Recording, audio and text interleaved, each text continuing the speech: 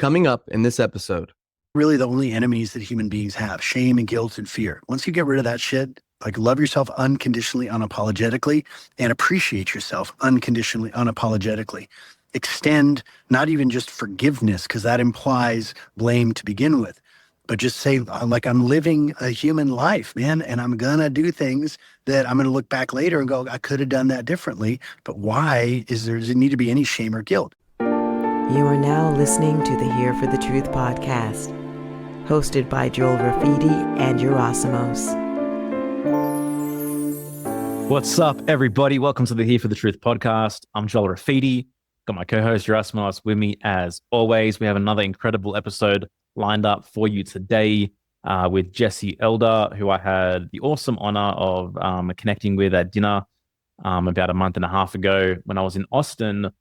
Recording The Way Forward with Alex Zek on his podcast. And by the way, that's out now. It's episode 191 of The Way Forward, called Parenting in the New Paradigm. I definitely recommend you checking that out. And I recommend you taking the intro of that podcast very, very seriously. It's a very serious matter that we got into. This is something that I felt like I couldn't really, speak about openly on my own podcast, as I feel, very restricted and,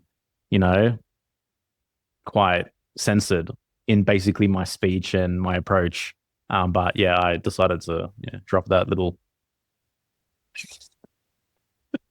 Oh, hey, what's going on, bro? Make of that what you will. But listen to that episode. Let me know what you think. About earlier this month, actually, I recorded something called Myths to Awaken the Soul for our membership community inside Friends of the Truth, through inspiration from people like Michael Mead, who is a hero of mine in the world of mythology, Michael Tessarian, another mentor who's been on this podcast many times. And basically this idea that are myths just myth? And what are the deeper secrets behind some of these popular fairy tales, mythologies? So basically I went into a telling of a Grimm's Brother tale, and I dissected it on an esoteric level and basically pointed people back to the deeper curiosity of their soul and of the deeper yearning of their soul. And I actually want to share that presentation with you and anyone who's interested. So you can head to hereforthetruth.com/myths. We'll have the link in the brief, and you can watch and absorb that presentation for yourself as well. And ultimately, as we always say, what matters most is who you were born to be. What does the divine, what does the sacred, what does God intend for you? And this conversation kind of tails into this because it's not anyone else's idea of what is right for you, of how your life should play out, of how your relationships could look like, of what your career, your personal religion is. And when we develop the capacity to listen closer and be very curious about the deeper calling of our soul, I believe answers are there. And this is something that I've experienced in my life. And this is something that I really want for all of us, ultimately. And it is the core ethos of what we're doing here, is like, what is the whisper of your own soul? What are the unique gifts, the unique reason of being, the unique purpose that brought you here? What is the story that wants to unfold in your life? And if that story doesn't unfold, is that a story that maybe will never unfold again? Because no one like you has ever existed before, and no one like you will ever exist again. And if everything has a reason, I just want to know, what is your reason? So my hope is that that presentation on a deeper level sparks that curiosity within you. Again, the website is hereforthetruth.com/myths. This was a members only presentation, but I'm offering it to you and anyone that's curious. All that being said, this conversation with Jesse Elder is fucking awesome. He was unschooled. He's a man that's 50 now, or 50 plus potentially, was unschooled that long ago. And, the fruit really is in this conversation you're about to hear. So please enjoy. Jesse Elder is a 100% unschooled Austin native, former MMA fighter, retired martial arts empire builder, action philosopher, and strategic advisor to individuals and companies to prepare for the coming authenticity apocalypse. Based in Austin, where he's currently preparing for partnership, fatherhood, and contributing to raising a new generation of humans like the world has never seen. Jesse, welcome to Here for the Truth, man. I should have written Jesse likes to write about himself in the third person. Dude, that's a great bio. I liked it. It's a great bio for sure. It's all accurate. It's just odd to hear it sometimes. It's like, wait, oh yeah, I guess so. I hear you, man. I hear you. Jesse and I had the pleasure of connecting briefly when I was in Austin recording the Way Forward podcast with our good friend Ali Gazek. We got to touch base a little bit and just had the definite immediate intuitive hit that he'd be a great fit for us here. Jesse, one way we always like to dive in with first-time guests is we really want to unpack your personal hero's journey, like your life story. We want to dive in.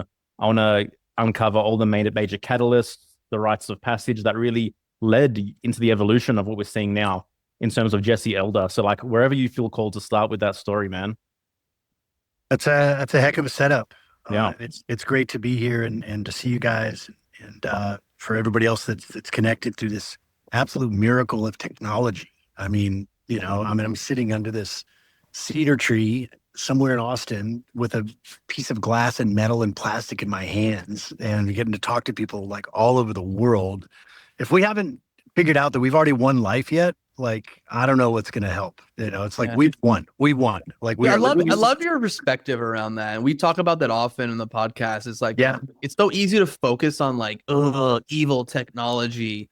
And yet, like, what a freaking miracle, and how cool is it that so many of our friends that we would call dear friends in our life now, like we met them because of technology, because of that piece of glass. Right. Yeah. So it's all about intention, man. Well, I love the premise because like we're all in a hero's journey, and I think different parts of our life can be at different parts in the journey. You might be completely victorious in one part of your life very recently, and another one you might just be like fighting the level boss of level bosses. And so I think it's a little bit simplistic to say, there's a singular hero's journey. So I think it's more like threads in a tapestry. But man, if the soul chooses to come to this planet, I chose. Can we curse on the show or not? Yeah, dude. Fuck yeah. Okay, I figured, but also we're here for the motherfucking truth, Jesse. Boom. Bro. So, dude, I got so lucky, I guess, when my soul chose to enter this fucking planet, and it's like, first of all, we're going to set it to easy level. You're going to be a straight white North American male with blue eyes. Okay, that'll make it easy. But then, dude, I was born to the most epic parents. Like when I was born, according to, family lore, they both looked at me and they said, we feel like this kid's going to know what he needs for himself more than we do. So we're going to love him and stay out of his way. And they did that for my entire life. And I barely remember, but this is another family story. I was like 2-3 years old and we were on the beach somewhere. And, I was the first of 5, so there wasn't anybody with me yet, no siblings. And I just toddle on down to the water, and they had a pivotal conversation. And they looked at each other and they said, okay, well, should we intervene because he's getting too close to the water, or he's getting a little far away from this little, picnic blanket, or should we, stick to our principles and let him do his thing? And they both decided then and there not to interfere, neither to encourage nor to protect. And so, again, I was a baby, man. I was still learning how to use this body. So I take my parents' word for it. But apparently I walked like down the shoreline, and every so often I would stop and I would look, and they would just be there watching me, but not waving, not you can do it, not be careful, not come back, none of that shit. They were just present, and their attention was on me. But it was a non-directional attention. And apparently I walked almost out of sight until I satisfied whatever curiosity, or maybe I just got hungry or something. And I turned around and I walked back, and they greeted me like no big deal. Like, hey, and they, give me a hug and, do you want a snack? And that became the basis for my entire life.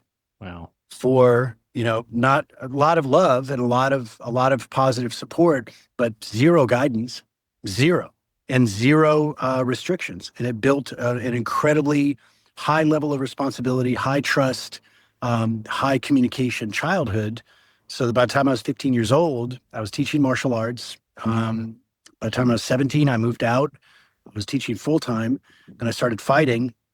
And then when I was 23, I opened my first school, and ended up opening 8 schools, built a consulting business.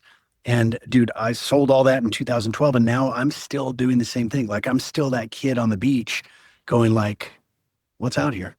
Where'd you grow up? Did I miss that? I don't know if I missed that. I don't think I've grown up yet. I'm getting there. But I'm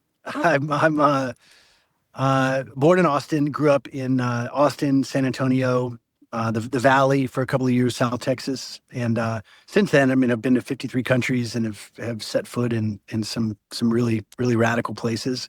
But Austin is home, and I think will be for the duration. Amazing, man. Hey, from what I understand, your father or your parents were teachers, yet you were unschooled, right? My dad, ironically, was a school teacher, like a Texas State school teacher, taught public school, 7th and 8th grade math and Spanish. Wow. What was it in them that were like, especially, again, I don't know how old you are, but you're definitely old enough where like the idea of unschooling and homeschooling is much more rare at that time when you were a child. You nailed it. At that time, like 70s and 80s, there was 13,000 American kids that were homeschooled. 13,000. And now there's like, we'll have that many on a live stream, and it's like not kids, but like 13,000 humans. Now there's like 3.2 million kids in America. That's just America. My parents were the perfect match for what our family ended up becoming. My dad was like black sheep of the family. His dad had his family, my grandparents were the richest people I knew growing up. Later, I started to make some money. I met people that had a lot of money. I was like, oh, they weren't that rich. They were just upper middle class. But to me, they were like, tons of money. But my dad just kind of rejected the whole thing. He I'm sure experienced his share of, trauma and maybe neglect or abuse. He never talked about it, but he decided that he was just going to kind of take an opposite approach. So he graduated Catholic University in Connecticut in the 60s and joined the Peace Corps. And then was in Costa Rica, Nicaragua, Guatemala, El Salvador, fell in love with Latin culture. And when his time in the Peace Corps was up, they said, we'll buy you a ticket back to New Haven, Connecticut, or we'll just give you the cash. And he said, I'll take the cash. So they gave him like, $150. And he bought a motorcycle and drove the motorcycle from Panama City back to New Haven, Connecticut. It took him 3 months. Wow. And I was like, that's my dad. And I could tell hundreds of stories like that, including from when we were growing up. And then my mom was going to nursing school. She grew up in Long Island in New York, was going to nursing school. And her roommate said, I think you should meet my brother. And that was my dad's sister. And my mom said, the moment I met him, I knew. And she said, and a couple of years ago, we were talking about purpose and some of the men's work that I was doing, that I was facilitating. And she said, I'm really glad you're talking about purpose. And I realized, like, I never asked my mom what her life's purpose was or what she thought it was. So I asked her, I'm like, well, have you known your purpose? I know you know your purpose, but like, what is it? And she just said, I've always known that there are 3 purposes that I have in this life. And one is to teach people about death and dying. And she worked in hospice for years. And to raise the best possible humans that we could, and to love and support Jack Elder. And she said that she's always known that was her purpose. And I said, when did you know your purpose was to support Dad? And she just smiled. She said, the moment I saw him. Good. So, yeah. Man. Hey, can you, how did this self-directed learning approach kind of evolve more for you in your personal experience? Obviously we're so stringent with thinking we must impose an education and by a child following their interests, following their natural innate curiosities and passions. That's like kind of a pipe dream. But how did that unfold for you? Like, when did you become like more viscerally aware of my passions? And then, oh, this is the book I want to read. Like, what are some of those connecting dots? Man, that's a good question. I don't think I thought about it till just now. But what came up as you were saying that is that, like, everybody's born with it. Like, every single human being is born with it. It starts pretty early in life to get covered and guided and directed and all this external stuff. And I just never had that. So I don't ever remember a time in my life where I wasn't interested in something and that I wasn't able to take, pretty significant steps towards satisfying that curiosity. So, like, I didn't talk for like 4 years. My first 4 years I was mute, and my parents were like, "Yeah, talk if he's got something to say." And then my first words were, "Hand me my book, please." So, dude, so gangster. Dude, well, or just retarded. I don't know. It's like, but whatever. It's like we're all. Were you retarded the first 4 years of your life? And then, dude, I'm totally retarded now. I'm making up for it. Believe me. But no, it's just that, and I mean retarded in the literal sense of the word. Held back, not advanced souls that born into special bodies to teach us unconditional love. But no, I just remember being probably 4 or 5, and I was in the car with my mom, and I'm seeing these signs on these buildings, and I know they mean something, but I just don't know what they mean. So I asked my mom, I'm like, "What does that mean? What does that mean?" And she said, "Oh, well, those are words, and that says this." And I just remember, I want to learn words. And so she would just, this is A and this is B and da da da. And it doesn't take long, man. The human brain, especially a child's brain, it takes less than 100 hours of supported study, self-guided study, for a child to become completely proficient in literacy, math, and writing. Like reading, writing, and arithmetic. It takes 100 hours. Yeah. All the rest of it is control. Yeah. I'm still curious. Like, your mom was a nurse, your dad was in the public school system. Like, what was it in them? Like, I'm still just like that. They're like, yeah, no, I'm not going to like send my kid to the thing that I've been doing for the last 30, 40 years. And like, for them to even have that awareness when you're one by the beach, like, that just seems foreign. I mean, it's a little bit more understanding now, but like 40 plus years ago. Yeah. Yeah. Well, 50 years ago. I've asked them this extensively, and I've tried to, get past the love that a parent has for their child. But they've both said the same thing, and I feel a little awkward saying it because it's like I'm at peace with it, but it's not something I talk about very much. You guys are really good at this.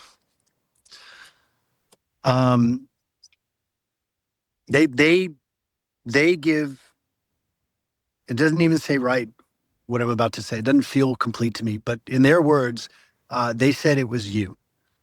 Wow. When we saw you, we just knew that that's what we were supposed to do. Talk about paying attention and understanding, intuiting, and super tapped in and trusting. And yeah. And was this a model that they followed through with your siblings? For the most part. I had 3 brothers and a sister that came, were born after I was. We're all very, very close. And they had, especially their early years, the same thing. My parents actually ended up getting separated, and then they divorced about 30, 31, 32 years ago. And so, but even that, man, they did the divorce so cleanly. Like, if there was fighting, arguing, we never saw it. Like, I've literally never seen my parents fight, argue, talk bad about one another. They handled all that on their own. We could tell that something was going on. And then when they divorced, my mom got a place that was like 2 blocks away. So now we had 2 houses. Like, it was remarkably healthy. Yeah. Are you super tight with your siblings? Yeah. That's cool. Yeah. And we're so different, man. I mean, as you can imagine, everybody's doing something that's their passion or that's their interest, and they're just continuing to grow and learn. And my sister just had their first child, so now everybody in the family's got kids except this guy. I'm a late bloomer, so. But it's awesome, man. I love him so much. My dad was 50 when I was born, man. So all right, good. Well, there's a good reference point. Yeah. All right. So 2012 comes, you sell your little martial arts empire. Where does life take you from here? What's happening in that period? Yeah, that was 2012. I sold the schools to a business partner, and that's kind of it's a funny little manifestation story, because I didn't build it to sell. I just knew that it had fulfilled its purpose in my life, and I'd fulfilled my purpose with it. So I just wrote down on an index card, that I have successfully sold the schools for the highest good of all involved. And I wrote down the number, and I just looked at that every day for a couple of weeks. And then my business partner was in town. We were going to plan out this training, and it ended up turning to the conversation about selling. And he was like, not totally expecting it, not total surprise, but didn't think it would happen now. Got very intense and started writing out all the values of all the schools and how much he would pay. And it was like a hardcore negotiation from his end. And I'm just sitting there, and he totals the whole number, and he pushes the binder across the table at me. And I look, and I'm like, I had to try so hard not to laugh, because it was the exact number that I written down with like zero negotiation. It was like, you're like, I'll take it. Yeah, God is my agent. I was like, well, okay, if that's the best you can do. But it was good. We parted ways very amicably, remained close. And then I thought I would have all this time to figure out the next thing. I'd had a couple of clients, strategic advisory and consulting clients, on marketing, on offer creation, sales, but a lot around mindset, because the way that I would approach mindset is the same way that I would approach anything. It's like, you're fine. Like, nothing's wrong with you. You just, you use not you, but, people use their language, and they use old stories, and it's all this unconscious reprocessing the same thing again and again. And I learned from fighting that you don't have time. When you're in the zone, you don't have time to think about the kick that you received in the first round. It's like, you got to get so present. And that's where a lot of my understanding about time and about future and memory and imagination and all of that came out from those fighting days. So I've got a couple of clients now that I'm coaching, sold my business, and I figure I've got this runway. Along the way, I fell in love, and I got married when I was 27 years old. And it was the first relationship that I was ever in. And it was awesome. And she had 3 kids already. She was 5 years older. So it was instant family. And I was so happy. It was so awesome. And we were together for 12 years. We were married for 10. About 7, 8 of those years were really good. The last couple of years were not good for either one of us or for anybody. So we ended up parting ways. And I filed for divorce in early 2013. So this is about 6 months after I sold my schools, and very, very willingly at that time agreed to a settlement that would basically be about 80% of the sale of the business. Wow. So I figured I had this, long runway of money to kind of live off of and invest and whatever. And now I didn't. So 2013 was a tremendous year of reinvention, of accelerated thought to thing and following the impulse. And I realized that, I can stress out because I don't know how I'm going to pay my bills, or what's the worst that can happen? Like, literally, it's the worst that can happen. The worst that can happen is I go back, and move back in with my dad or my mom, which I was homeschooled. So I guess technically that's like going back for your master's, go back and get my master's in homeschool. But I was like, oh, so that's that's literally the worst that could happen. I get to hang out with my dad. Okay, that's not terrible. And I just let go of the fear and the uncertainty of not knowing how it's going to happen, and started getting all these insights from the future. And it was all a combination of things. It was like the best of what I had experienced with none of the bullshit that I'd experienced. either in my business or in relationships or just life in general. And I committed to live a life that was like, a mix of James Bond and Ferris Bueller. It's just like do no harm, take no shit. Like, let's go. And business was okay in 2013. Didn't have to move back in with my dad, but it 10x the next year, and it just kept going up from there for many years, because I not discovered, but I discovered for myself the real keys to value creation. And it's not just language. Language is the wrapping paper that we put around the essence of what we're sharing, and what we're sharing really is us. And it's our authenticity and our full ownership of ourselves, with no guilt, no shame, and as little fear as necessary. Because those are really the only enemies that human beings have: shame and guilt and fear. Once you get rid of that shit, like, love yourself unconditionally, unapologetically, accept yourself unconditionally, unapologetically, and appreciate yourself unconditionally, unapologetically. Extend not even just forgiveness, because that implies blame to begin with, but just say, like, I'm living a human life, man, and I'm gonna do things that I'm gonna look back later and go, I could have done that differently. But why does there need to be any shame or guilt? And then when an individual becomes shame and guilt free, and even the fear that they experience is just like a little hint, like a little spice that just gets them excited about doing something, they can no longer trigger that same shame and guilt and fear in others, which means people feel less shame, guilt, and fear when they're around someone who doesn't feel shame or guilt or fear. And then next thing you know, it's like, whoa. Like, I've had hundreds of people tell me, like, I literally forgot to be depressed. Like, I just forgot to be broke. I forgot to be a douchebag. I forgot to be an asshole. I forgot to be miserable. And it's like, yeah, you don't have to learn how to be yourself. You are yourself. You just practice not being yourself for so long that you think that that's who you are, but ain't so. Dude, I just love what you just said, man. It just hit me straight to my core. And it just teamwork, man. That's how it is. Speaking our language too, Yeah. man. I love the authenticity and the realness, and fuck, dude. There's a lot to unpack here, man. And you're speaking our language on a very high level, bro, for sure. Yeah. Like, I want to backtrack a second. Like, you spent 10 to 12 years with 3 kids that weren't yours. Like, do you still have a relationship to them? No. My mental model of divorce was my parents. And I just very wrongly assumed that when I got divorced and divorced their mom, that it would be very similar. We'd have 2 houses. I would still take the youngest to school every day.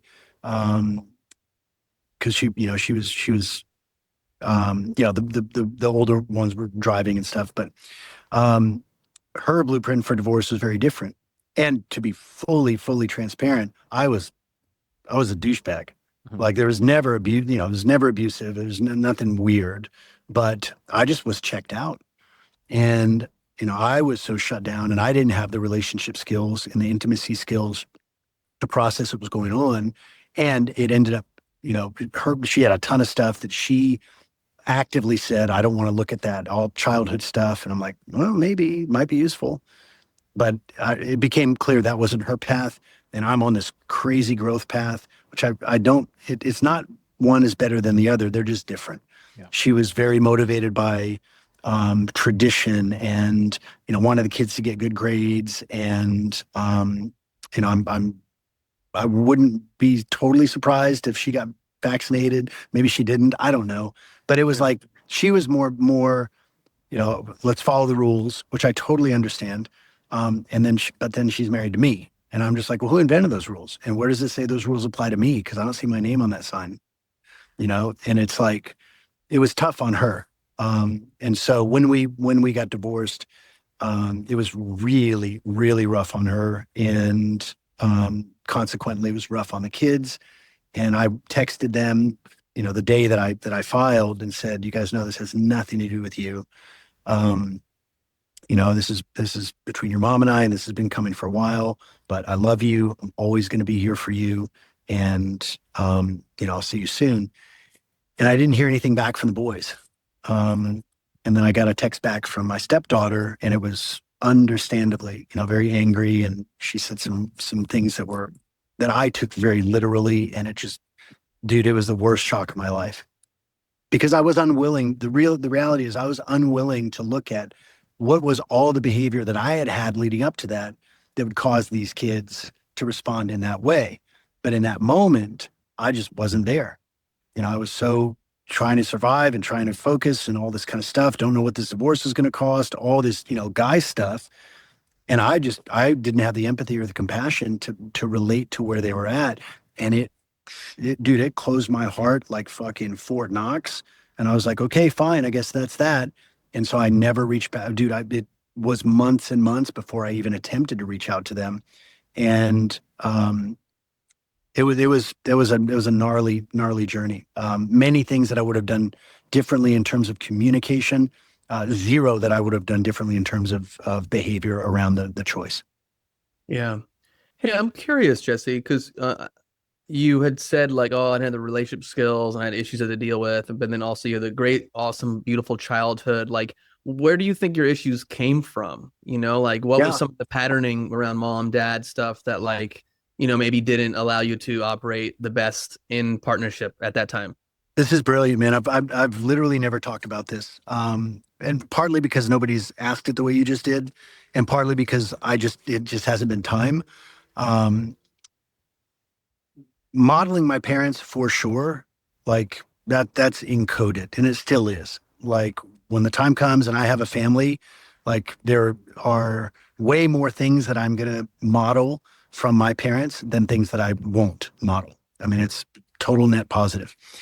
But this is the truth that, I hit puberty, and whether it makes a difference or not, I don't know. Mushrooms told me one time it really makes a difference, but I'm Scorpio, like I'm as Scorpio as it gets. And so you and I both, bro. There we are. Well, the mushrooms are like, look, you're like super sexual. Don't deny it.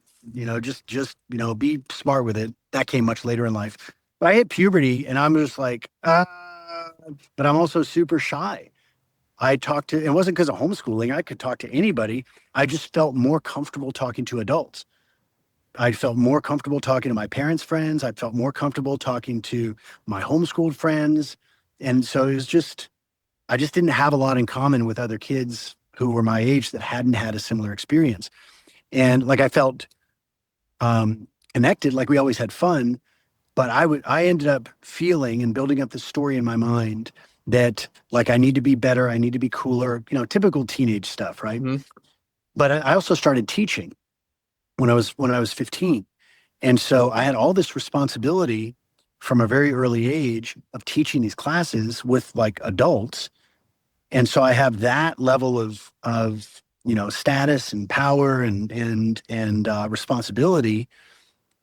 And then in my personal life, like me personally, I discovered with a buddy of mine, and this is one of those like, haha, that's funny. It's like, funny teenage story. I didn't realize for years how badly it fucked me up, but we were running around in some trail in South Texas, middle of the day, a couple of homeschooled feral kids. We ended up finding a stash of porn magazines, like literally like a stack like this big. And we're 12 and we're like, it was like we discovered treasure and we divided it up, and it was like Playboy and Penthouse and a couple of Hustlers. I was like, that's a lot. Hustlers hardcore that they. Yeah, that was a lot. That was like, peak porn, I guess, at the time. Well, as far as I knew. So we divided it up. We tucked the magazines into our pants and like, Michelin manned back to back to his house. And I didn't realize it, but that was such a detour for me because next thing you know, I'm like hitting it like 12 times a day. And so my neurology got wired to this idealized, zero effort, instant gratification, which now is widely known, but I was 12. I had no idea. Yeah. So now this sort of divergence is occurring where I've got this, public persona and I'm teaching and I'm competing and I'm well liked and I'm funny and confident and all these things. But in my inner life, and I never had guilt around it. Like I just didn't. It was just would much rather have had that experience with a girl. So it was like sadness and disappointment and loneliness and frustration, but it was never guilt, which I think is Well, there was no religious programming for the guilt to come in. Zero religious programming. Yeah, I mean, it was like, the body is natural. Your body is, is there's nothing wrong with it. Your body's perfect. Your body heals itself. I mean, we were like, homeopathic remedies and rarely ever went to the hospital. Hardly anybody got sick. So the body was never viewed as a bad thing. Sex was never viewed as a bad thing. I mean, I literally watched all 4 of my siblings enter this world. Like I watched all of them be born. But it was just a convenience factor. And then the gap that was widening between my public confidence and my private self-esteem was just wider and wider and wider, so that when I was teaching, I felt unstoppable. When I wasn't, I was super depressed. And so years later, I read the term Sunday scaries. I was like, oh, that's what that was. Because Sunday was the day I didn't teach. And I was a mess. So I went for my entire teenage life, most of my 20s, never dated, never had a girlfriend. I would just lose myself in teaching and competing and training. And what was driving so much of that is someday I'll be successful enough to attract this woman of my dreams. And it wasn't even the idealized porn stuff. It was, I'd had major crushes and, deep love. That also part of the pattern was they would be with somebody else. And so I'd get all heartbroken. But man, I'm so like, if life is scripted, it's a fucking perfect script, because it taught me the actual source of love, which is not another human being. That love is a frequency. It is available to all of us. And when we are complete and whole within ourselves, then we surpass, or we evolve beyond, we rise over the need to use other people to get what we want. Even if it's disguised as a benevolent social construct, we're still using them. And so, like Stephen Covey talked about interdependence, you got to be whole within yourself. And I don't know if I would have, I'm not saying I am, but all those early lessons around love and loss and super isolated, connecting with myself, but in this very unhealthy way, and then turning that pain and loneliness into, I got to be the best teacher possible so I can help people change their lives. It's perfect. Like it's all ultimately perfect. Yeah, man. Thanks for sharing that. I just feel like it's such an issue for so many men, that grew up in the world around, the porn mags first, but then videos, and now like 24/7 access online. And what is that doing to like, a 6-year-old, a 7-year-old, an 8-year-old when they're being exposed to like the most extreme forms of pornography online? And how does that impact their sense of self? How does that impact their relationships? Like it's like I just appreciate more people talking about it, because like I get it. As a kid, you don't know. You just have a body. You're like, oh, I have a heart on. I'm turned on. Let me just do this thing, especially if you're not feeling the guilt around it.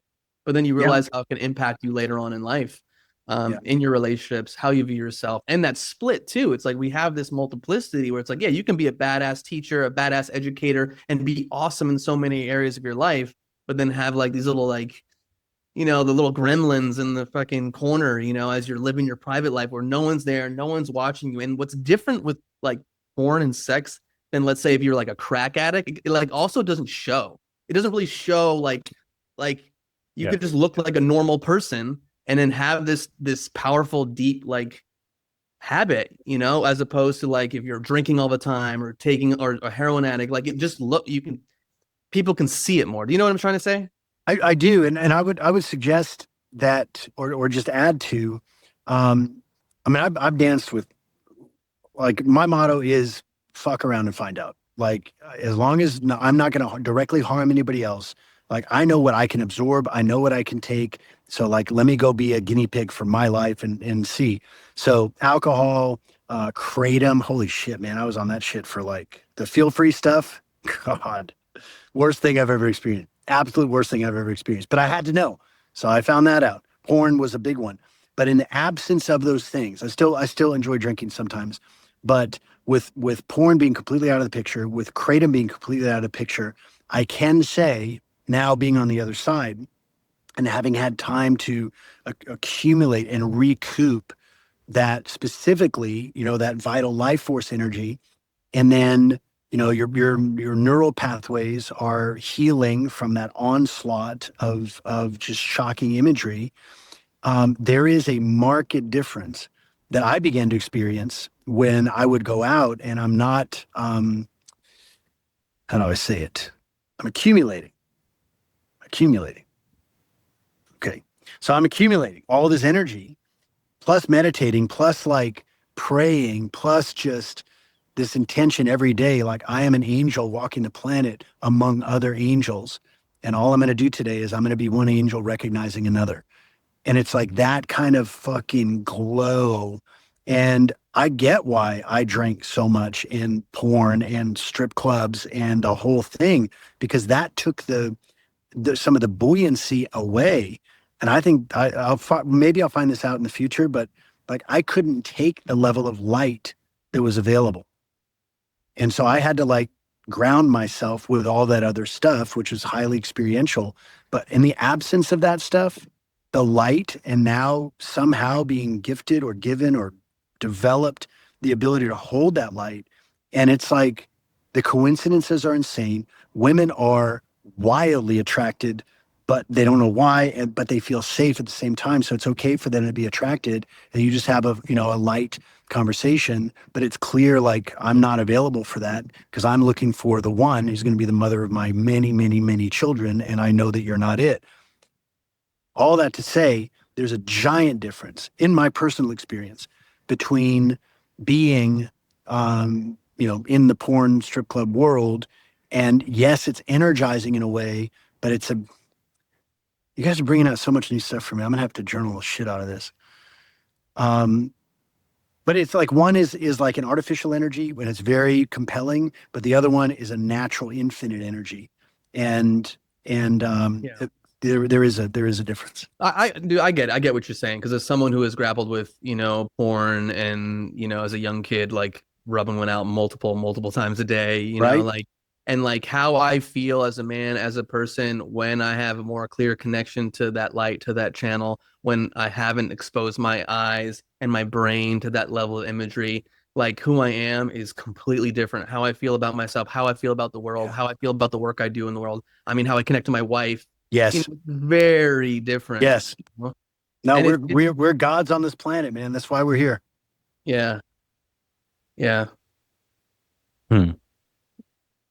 I love the depth that we're getting to already. You're kind of tapping into it now, Jesse, but can you kind of extrapolate this idea of the action philosopher in terms of your way of being? Yeah, I'd be happy to. And I'm gonna go take a walk with you guys back to my truck and get some water. But the little bit of action philosophy right now. Yes.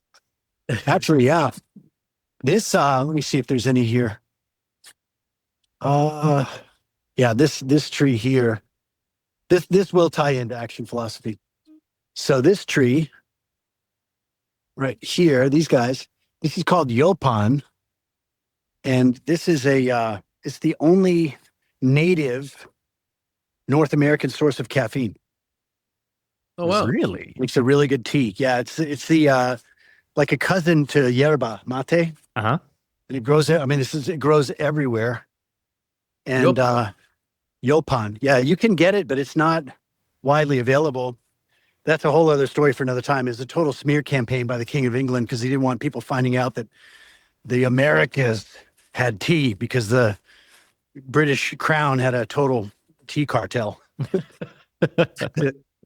So they basically named it. He told the royal botanist to name it Ilex, which is the holly, Ilex vomitoria, because the natives would drink like a gallon of it to purge before they went to war. So then they named it Ilex vomitoria. And now 500 years later, nobody's ever heard of this shit. It's so wild. That's crazy. That's crazy. And it's all over Texas, or is it other parts of the country too? It's everywhere. All over the southern United States. Wow. Wow, this big defamation conspiracy. Totally. All right. I just had to get some water. That was awesome. All right. And it's a very cliche, but I'm Texan. I have a truck. So it's all right, bro. I'm looking for a truck, and I live in the LA area, so no worries. Oh man, you're gonna make them shit their pants in LA. Well, I'm in Topanga, so at least it's a little bit. Oh, you're good. Oh, you're fine then. Yeah, I'm good. Okay. Yeah. Thank you for that tea commercial break. Yeah. The action philosopher part. When I was a kid, I read so much. Like I read 4, 5, 6 hours a day. I'd go to karate, take the bus, 45 minutes, go take a couple of classes, take the bus home, stop at the library because I had a transfer, load up on books, take another bus back to my house, read for another 2, 3, 4 hours, and then fall asleep. So I've always just I just have a voracious. I think every human being has a voracious appetite for things that are interesting to them, as long as they're not too scarred over by fear or trauma or overcorrection or external guidance or whatever. And I became really enchanted with certain thinkers. I read some great books, A Sovereign Individual by, James Dale Davison and Lord William Rees-Mogg. Finally got into, when I was like 24, 25, got into Atlas Shrugged. Took me a year to crack into it, but then I cracked into it. I was like, oh my God. Oh, yeah. And so many more. Lodging of Wayfaring Man by Paul Rosenberg was another pivotal one. And I realized how activated I am by these ideas. And, and older stuff too, when I was a kid, like reading Tolkien, and Tom Bombadil, this obscure character who's not in the movies at all, except for some little terrible Hollywood representation. But he's like the one character in all of the Lord of the Rings that the ring doesn't have any power over. He's like disinterested in power. And I remember reading that as a kid and going, oh, this guy, he gets it. So I've always been interested, attracted to resonate with deep thinking.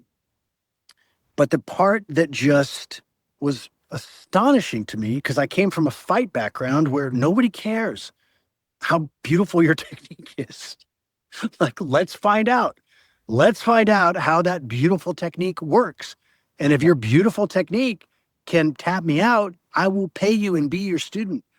But if your beautiful technique fails where it actually matters, then I don't want it. Not only do I want to not ever hear about your beautiful technique again, but you need to start learning this shit if you want to call yourself a teacher. And I'm not as aggressive these days, but I was definitely aggressive back then. I was like, put up or shut up, man. So I came from that world of only results count. And then I started reading more philosophy, and reading like Nietzsche. And I was like, wow, this concept, the Superman. But then I started studying Nietzsche's life. And I was like, oh, he actually, in fact, was not a Superman. He was kind of this, sickly dude who's like very smart and wrote very well. But I was like, that just felt weird to me. Yep. And I can definitely separate, as I think we all can, we can separate the art from the artist. And that's fine. But it made me sad when I would read someone's beautiful ideas, especially when I got into coaching, consulting, and I started meeting people. I started meeting my heroes, and I'm like, you're a train wreck. Oh my God. And I'm not saying I'm not, but like, I will be the first one to say, bro, did you see that train wreck I just created last week? Man, epic evolutionary experience, man. It's going to take me a minute to recover, but man, what a story. Like, yeah, why not say that on stage instead of putting on a happy face or doing a bump of Coke and getting out there and rocking the, I won't say which conference, none of the ones that we go to, but I thought you were high at Confluence, bro. Quit lying to everyone, okay? Can you imagine just doing a little rail and okay, guys, we're going to talk about authenticity. Worked for Sherlock Holmes. Anyway, the action philosopher part became so interesting to me. First of all, because I'd never heard it before. I'd never heard those two words put together. And I'm a huge fan of taking known ingredients, putting them together and creating something that's hopefully useful and hopefully original. And I just saw all these people taking so much action, but they had the depth of a mud puddle. And then I saw people who were like super deep, soulful thinkers who were functionally useless in the real world. Like they couldn't market, they couldn't sell, they didn't know how to fuck properly, they didn't know how to fight. And I'm like, you sound great on paper, man. But like I don't think you're a man. I think you're an adult male human, but I don't think you're a man. And after I said that to a couple of people and got in trouble in their, in their world, I was like, if you actually knew how to fight, you wouldn't take offense to that. Hmm. Or you would, and you would challenge me and correct me, which I would welcome. Like, let's bring that back. But it just seemed to be something that was missing. Yeah. In the information space, in the coaching space, the action philosopher part. And I just realized, like, all the teachers that I respect so much, like my teachers, my mentors, were people who never got into teaching to make money. They never got into teaching to be famous. They never got into teaching to transform an industry. Like that business partner that I sold my schools to, he's from Paraguay, and he's got, had like a dozen brothers or something and sisters, and so some of them died, and I'm exaggerating the number, but he came from a big family, super poor family, found Taekwondo when he was a kid, loved it, put his energy into it, starts teaching, started running schools, got the chance to come to America, started working for his instructor, and now is one of, if not the most successful martial arts entrepreneur in the history of planet Earth. But he didn't set out originally to become that. There was you're following your interests. Your interest follows the next thing, the next thing, the next thing, and then before you know it, wait, I'm buying 10 schools or whatever. Right. That's exactly it. And so I've had always the most respect for people who, yes, maybe they had some sense of where it would go, but overwhelmingly, my experience of people who say, I see myself running a multi-billion-dollar empire, they're absolute megalomaniacs, like psychopaths. But for people who didn't set out to do that, they just wanted to take care of people, and it worked so well that it just kept multiplying. And next thing you know, they're finding themselves sitting on $1 billion empire or a multi-million, person viewership or whatever it is. Like, I just have so much respect for that.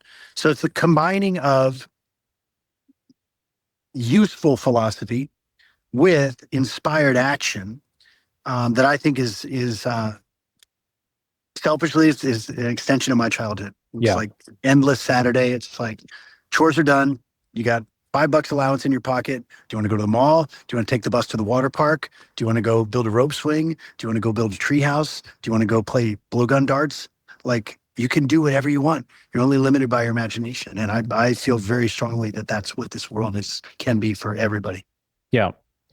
Yeah, I love that, man. I love that you mentioned Atlas Shrugged and, like, Ayn Rand and like objectivism. I mean, she really embodies this idea as well. It's like reality is the measuring stick. Like, is your reality showing you that your ideas are fruitful in terms of more fulfillment, more success, more whatever it might be, or not? Her characters certainly do. I mean, the characters are just larger than life and very, very impactful. There's some great interviews with her on Phil Donahue, the 70s talk show or 80s. And there's evidence to support, I haven't seen it, but that she actually received welfare later in life, which I can only imagine, like what led to that, and where was she off in her philosophy? Was her philosophy off? And I love that, because it's like, you don't arrive. You're just always arriving. You just always are seeing. I think about like just hitting the refresh on the browser of life. You're like, let me see what's rendered. Let me see what rendered. Yeah. Okay. So this is an interesting question. I want to extrapolate with you, like, how do you view the nature of reality? Like, what is your general philosophy or deeper understanding of how reality operates? When are we going to get anything deep, Joel? Because that's just like such a fucking softball question, dude. All right. Well, let's go there. If I were to put some number on it, I would guess that reality is an IMAX screen that in itself is expanding at an exponential rate. And I am the size of a carbon atom, and I'm like observing a hydrogen atom and then maybe another hydrogen atom. Like, that's what I can perceive a reality. The rest is pure conjecture. And I don't even think my consciousness has the capacity to come close to imagining the rest of this dimension, let alone the fact that there are other dimensions, perhaps without limit. And so I think for me to use these human mouth sounds called words to try and attempt to describe the totality of everything that is, can be, ever was, or will be, is how cults get started. It's how religions get started. And I've certainly considered doing those, but realized that I'd be in direct violation of my own principles. So reality is perception. Perception is malleable. And perception seems to expand in direct proportion to the frequency and the repetition of meaningfully novel experiences. In other words, do different things. Say yes to different things, especially if they're a little scary or particularly inspired. And this is classic in the business world, but never be the smartest person in the room. You want to be in a room where you're like the dumbest person. If you want to make more money, you cannot hang out with people who make the same amount or less than you and expect to make more. It's a guaranteed way to stay the same. So you may have to tell those friends that you're going to go on a 6-month sabbatical, tell them why or not, and do not talk to anybody who make less money than you. Only talk to people who make more than you. And in 6 months, you will have made more money than you've ever imagined making because your full orientation changes. And apply that to anything. It's like I'm doing that with relationships right now. But making a new decision. I was confronted by a good friend of mine a couple nights ago. And he's like, dude, why are you not in the relationship of your dreams?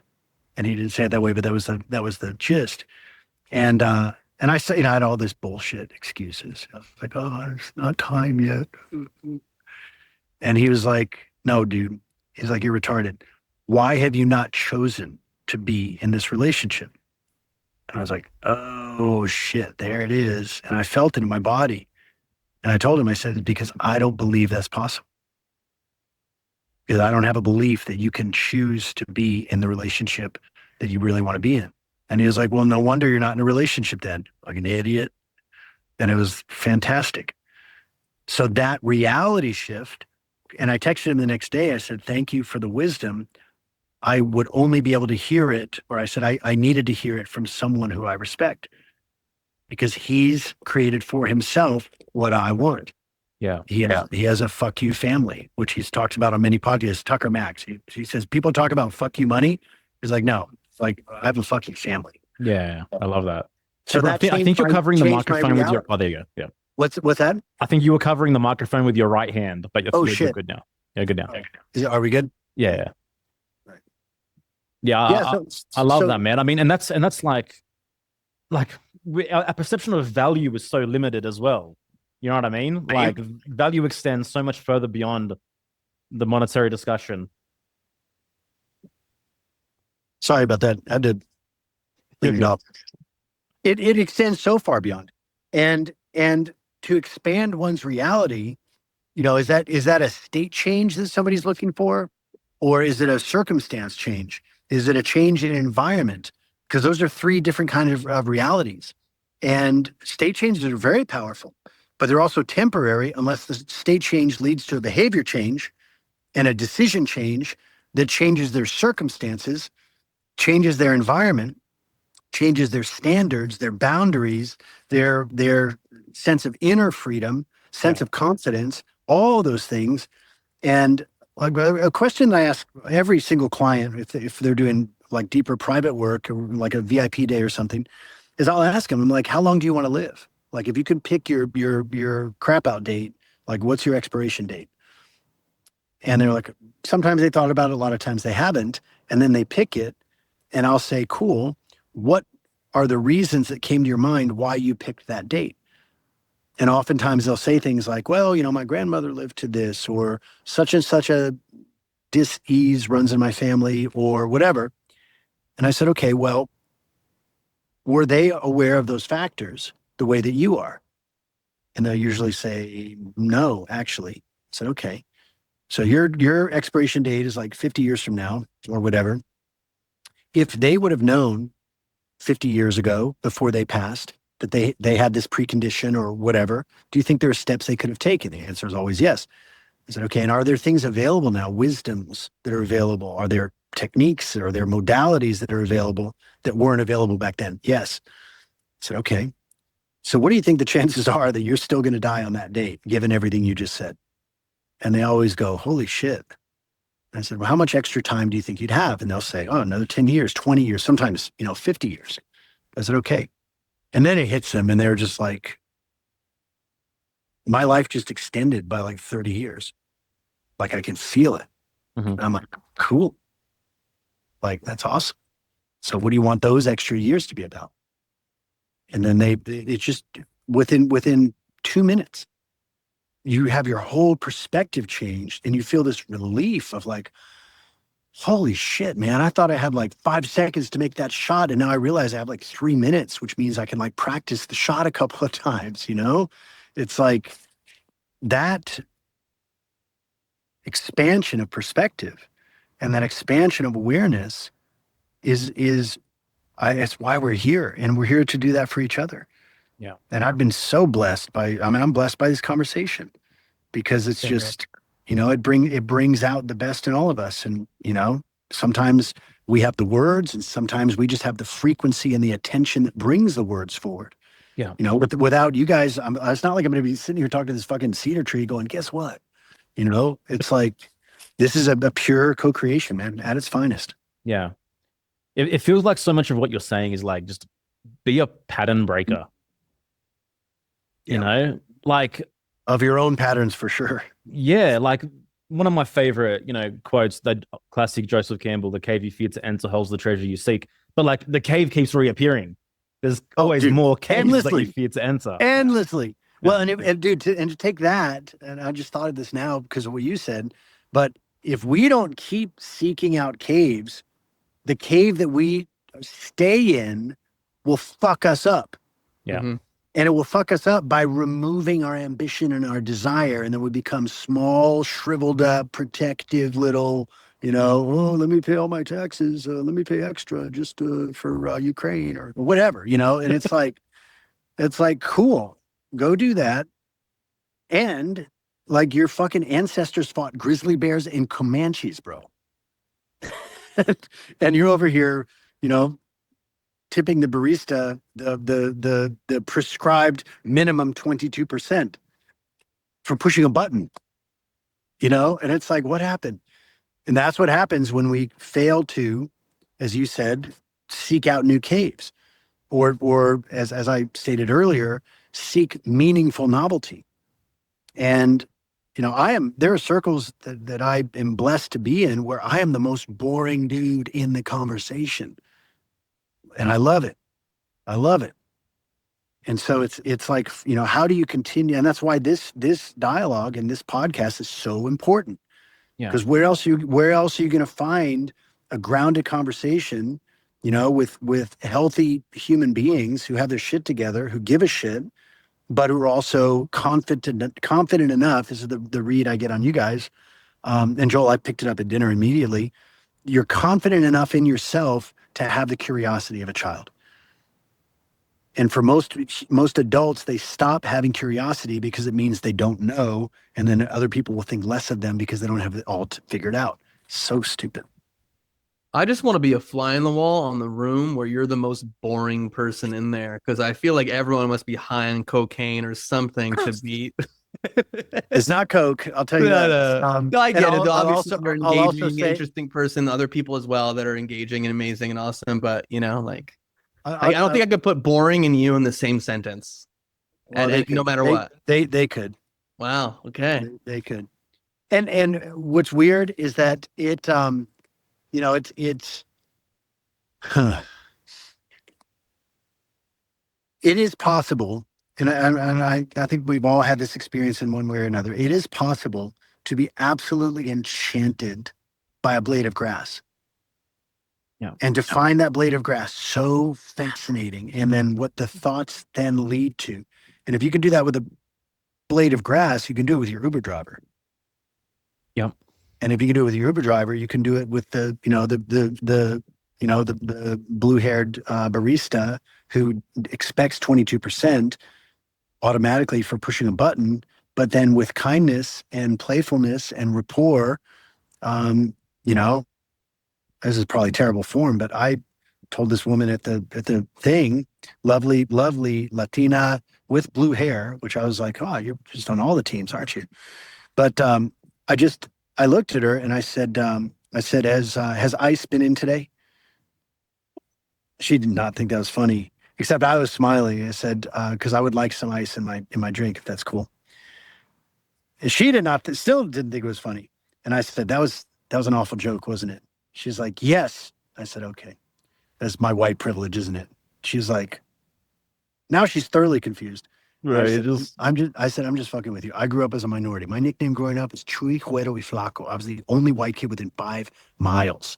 So like the weirdo in me sees the weirdo in you. And then she finally laughed and like high-fived me. And it's like, that's not hard to do. It's not hard to do. Like to get along with other human beings, give them shit, but like see the goodness in them. And I hope that people give me shit because that makes me respect them more. Yeah. But it's like the being the most boring person in the room, I think is honestly a choice to be boring. And if we lead, and it doesn't have to be parachuting and skydiving and skinny dipping and all those kind of things, especially if you have a family.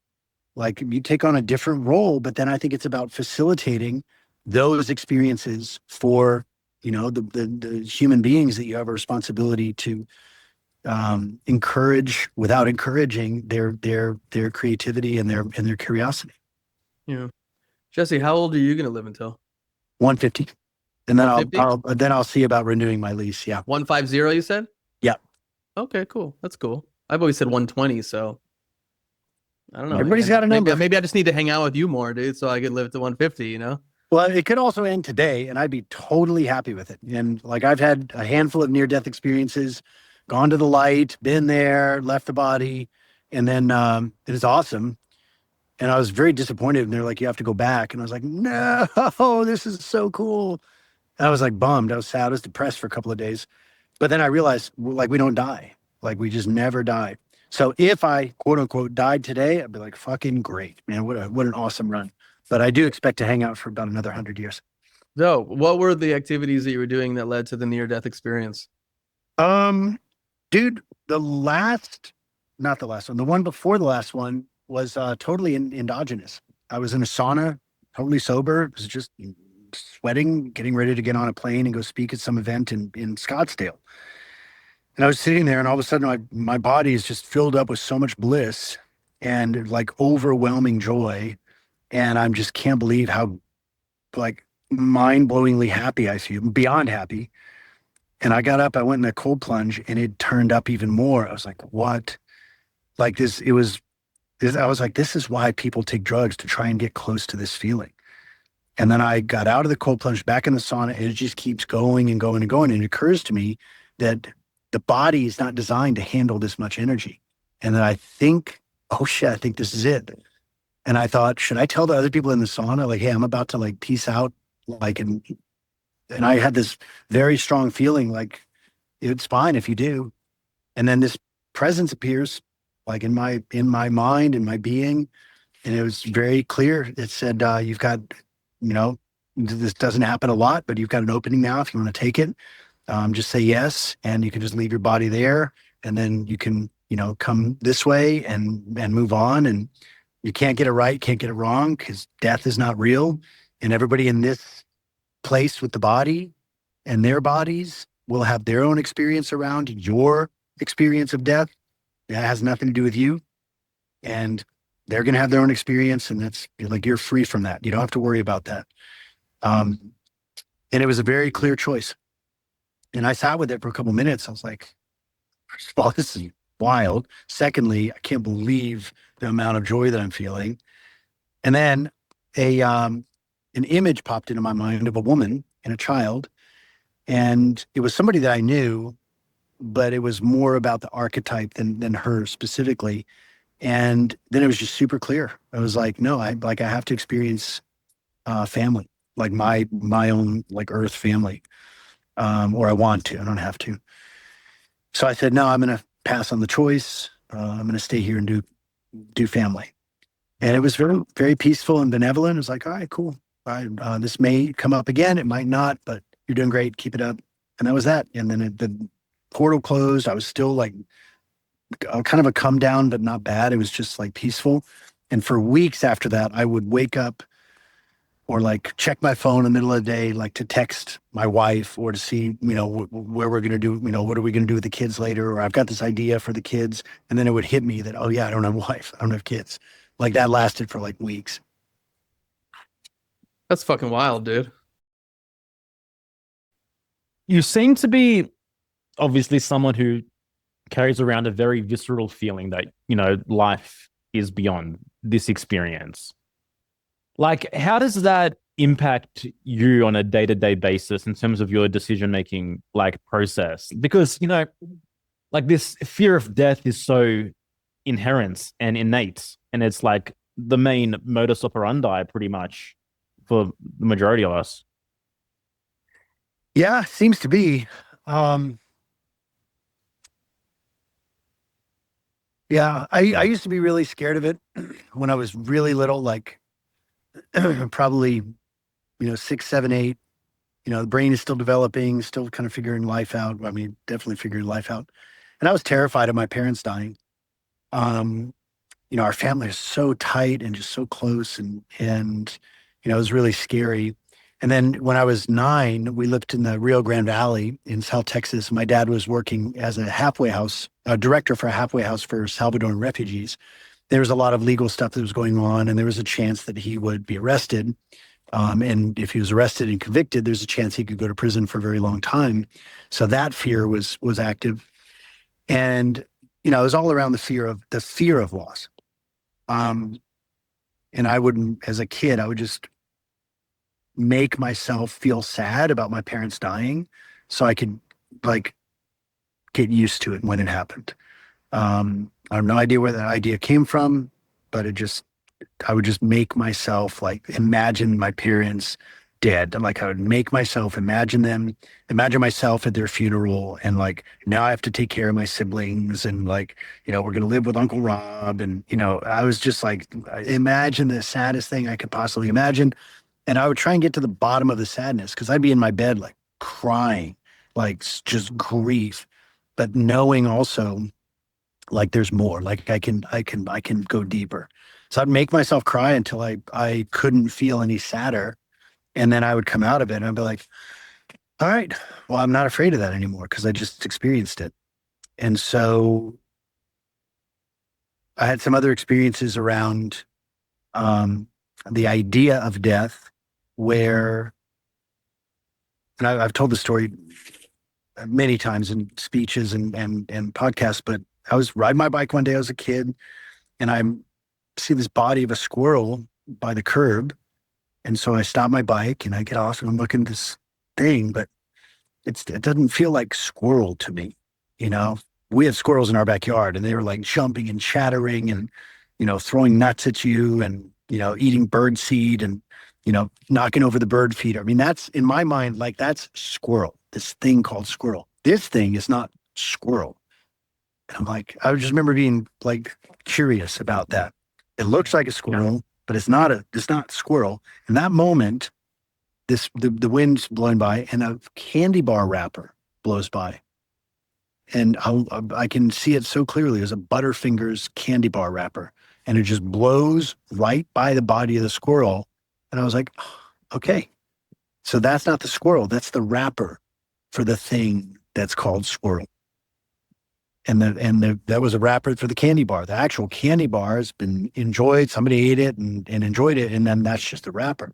So they're not the same thing. And then years later, I was 20 years old and I had a fight in one of these no rules bar fights.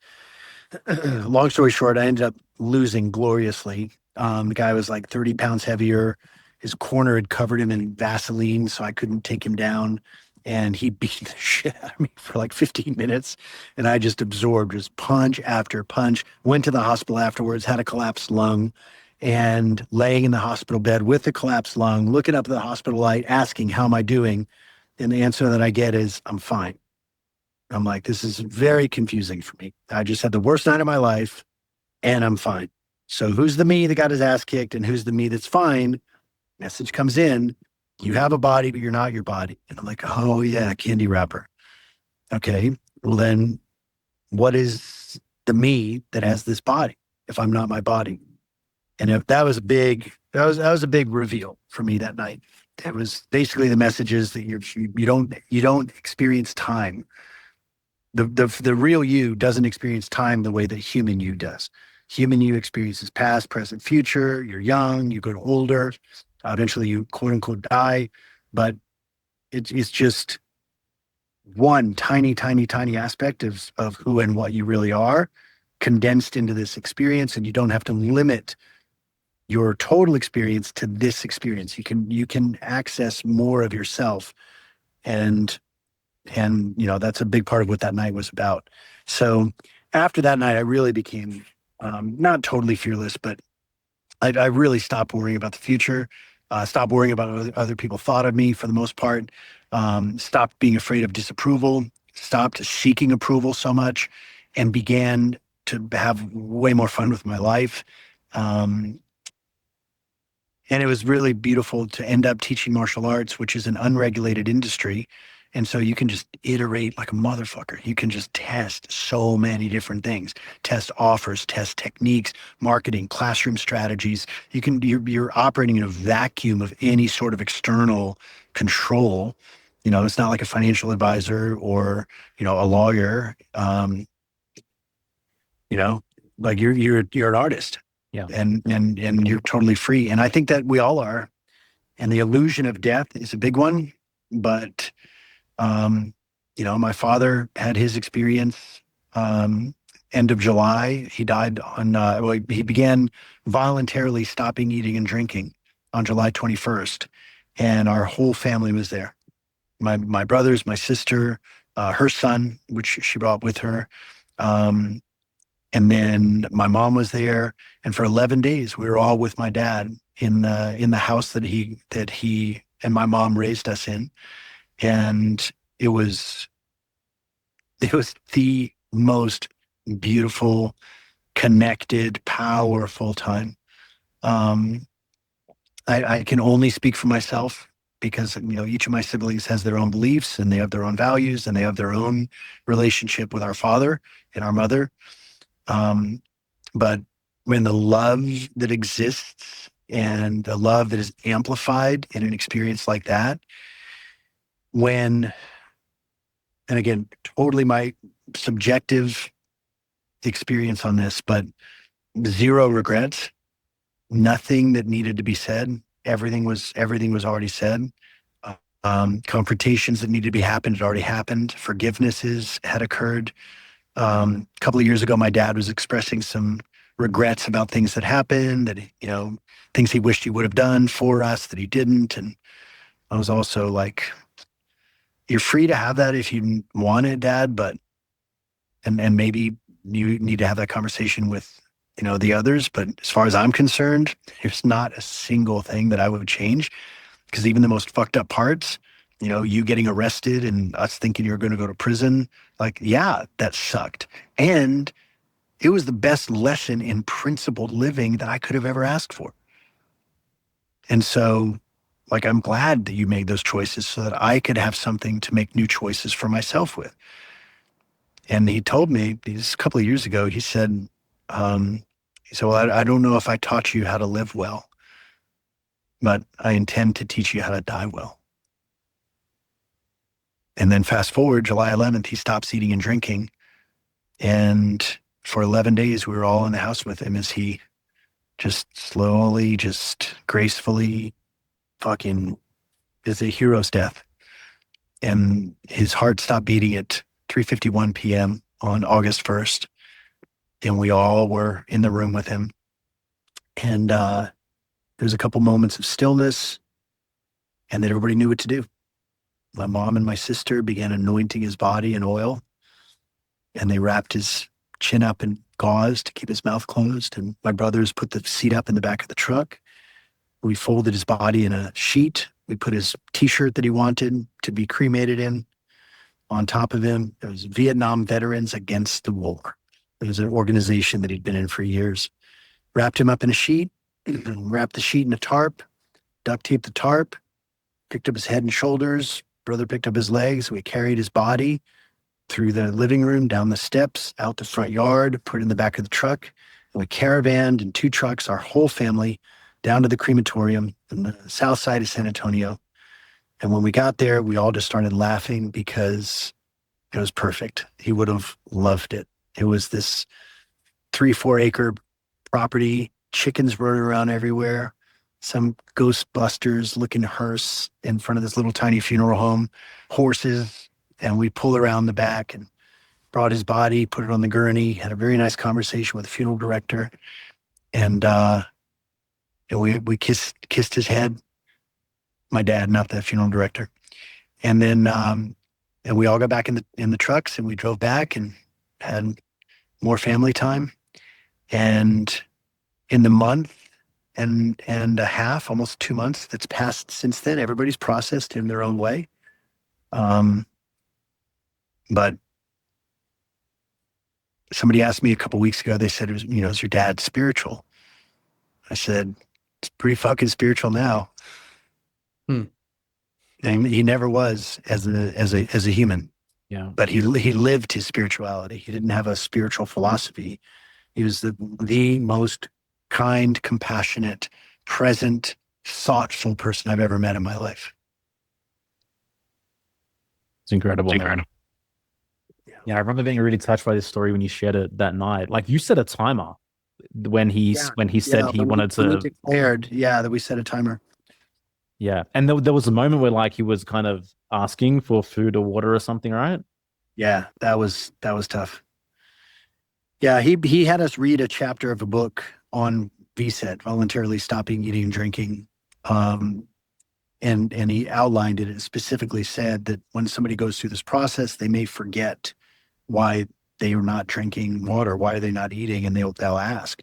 And if that happens, you can't give it to them. You're just going to extend the process.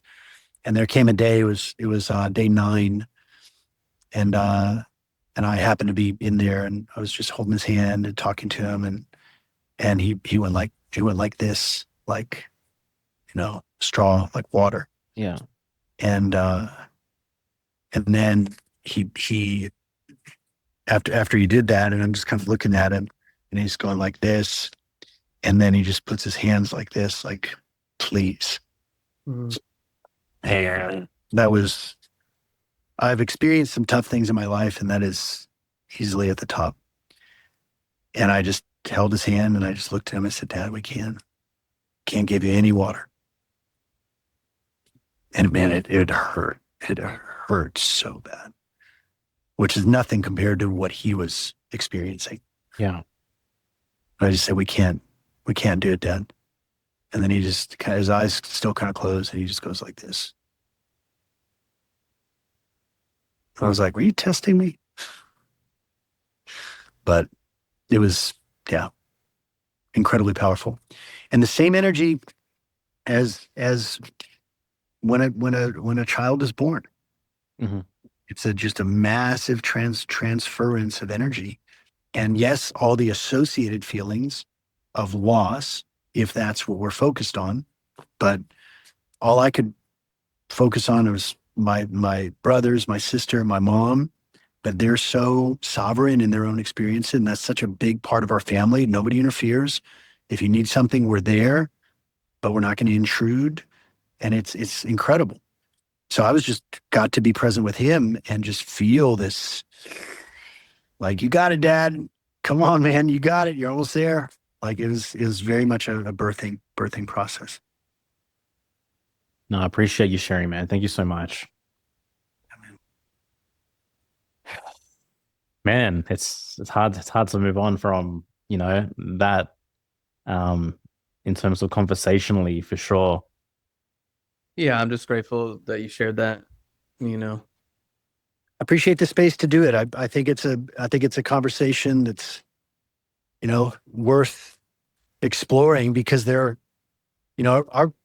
think most people would say, everybody gets to live an individual life, and yet death is so monopolized. It's like there's like That's fucking true. There's a lot of ways to go. I mean, you could get struck by lightning, or you could, get double vaccinated in the anus or whatever. I mean, it's a lot of ways to die, I guess. But the meaning of death has been so subverted. And if you're Christian, it means this. And if you're Muslim, it means this. And if you're atheist, it means that. And yeah, well, what do you want it to mean? It's your death. Like, what do you want it to mean? And I've always, this is maybe another topic for another time, but like, I really love being a free agent human. I don't belong to any teams. I belong to tribes that are merit-based. And as long as I have value to them and they have value to me, we'll keep it going. But I am part of no team. And I was having this conversation with Jesus, and it was incredibly, incredibly real. And he was not frustrated, but he was like, dude, I never said, believe onto me. I just said, believe me. Like, look what I'm doing. Like, I'm telling the truth. And that which I have done, you can do. He said, but they took that word and they put believe unto me. And they created a deity. So now I'm on ChatGPT. I'm like, who wrote that passage? Nobody knows. I was like, it's the Zionists, wasn't it? Just kidding. Or not. But it's like free agent, man. And that is, for me, it's the only way to go. Yeah. Because I just don't enjoy being part of congregations, but I love being part of resonant groups. Yeah. But only as, amen, brother. Amen. Only as long as it has value, not because we're supposed to. I mean, it's really just like, we talk about sovereignty so much, but how many of us actually are willing to live our lives without the map, like properly fucking burning the map?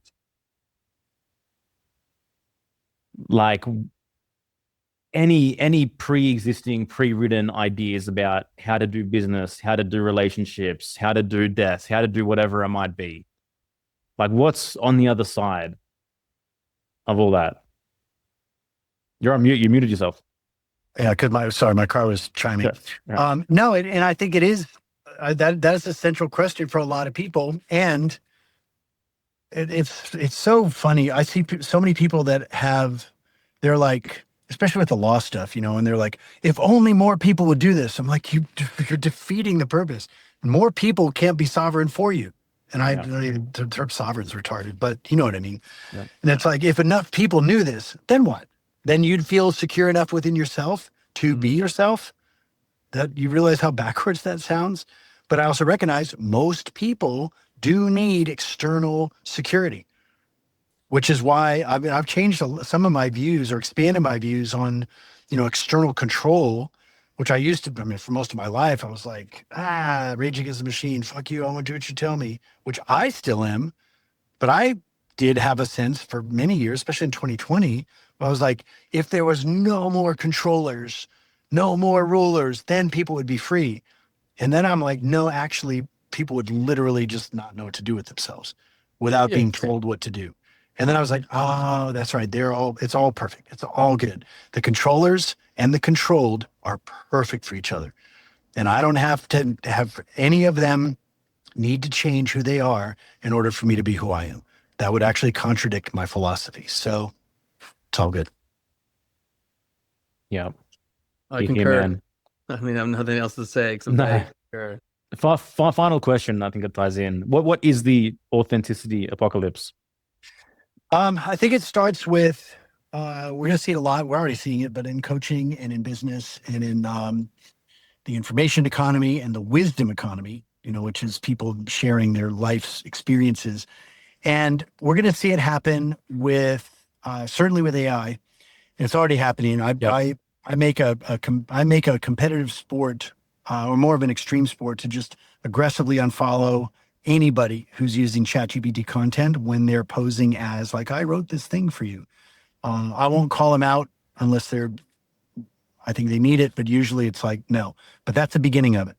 Then you've got filters, and then there are many companies already doing it, where it's like an AI video version of them, and it's just going to keep going. Next is you're going to have a robot that's going to make love to your wife for you, actually won't be love, and on and on and on. It's just going to be insane. So the authenticity apocalypse, the word apocalypse, I'm sure you guys know, actual word doesn't mean destruction. It means the unveiling. And so, yep. So the authenticity apocalypse is the revealing, the revelation of the real.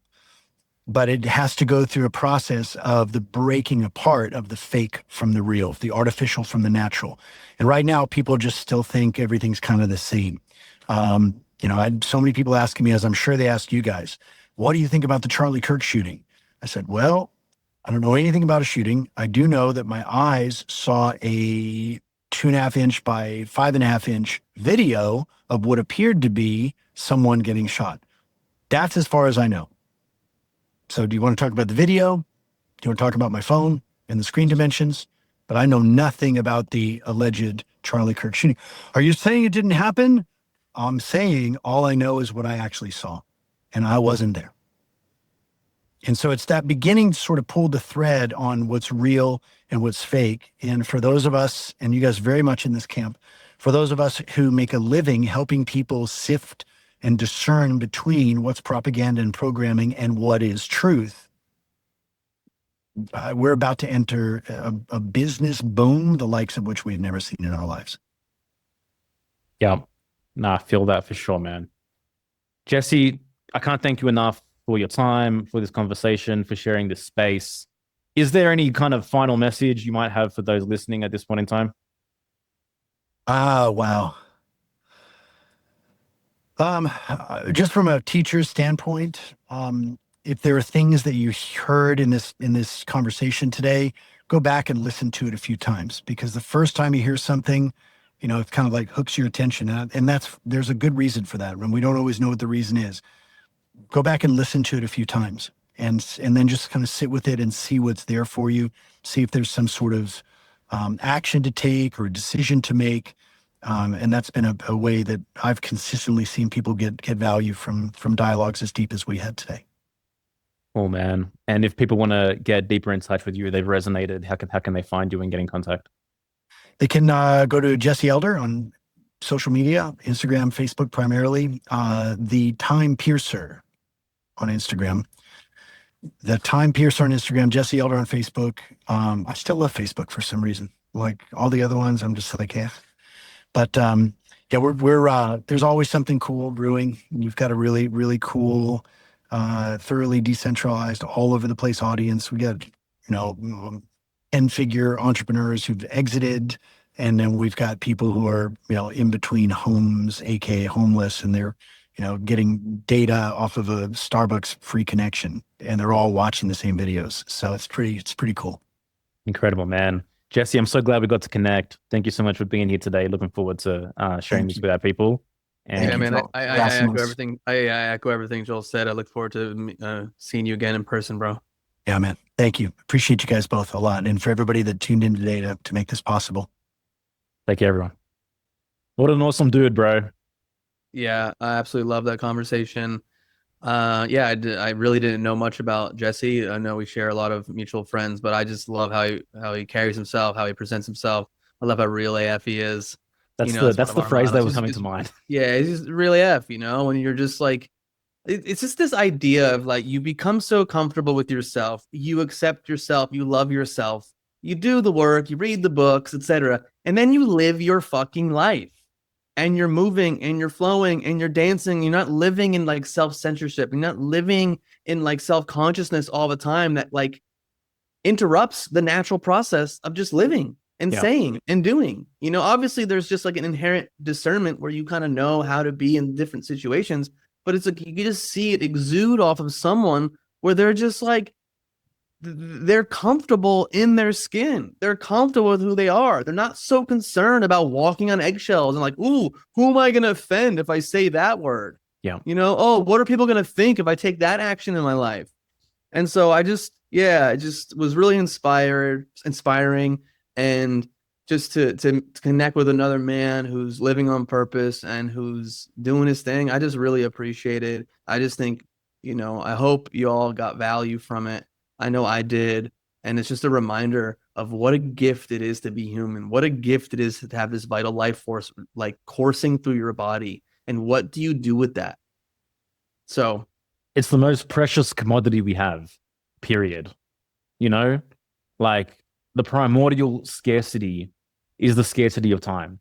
And yeah, for sure, we can have this knowing that life goes on. But this dimension, this aspect of the human experience, one way or another, will not.